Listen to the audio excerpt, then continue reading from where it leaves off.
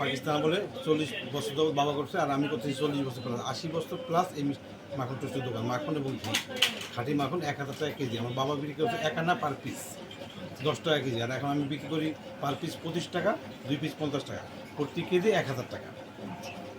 এই এলো 40 বছর প্লাস আমি, বাবা 40 বছর, 80 বছর প্লাস এই দোকান। অন্য আইটেম আছে, শুধু মাখনটার জন্য সবাই বিখ্যাত। মাদারপুর থেকে সবাই আসে। আমাদের আশেপাশের জেলার মধ্যে আমরা শুধু বিক্রি করি মাখন আর টোস্ট, ইংরেজিতে বলে বাটার।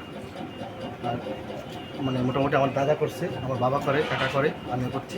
থার্ড জেনারেশন চলছে আমার এখন। সকাল থেকে রাত্রি পর্যন্ত 10টা পর্যন্ত সবসময় পাওয়া যায়।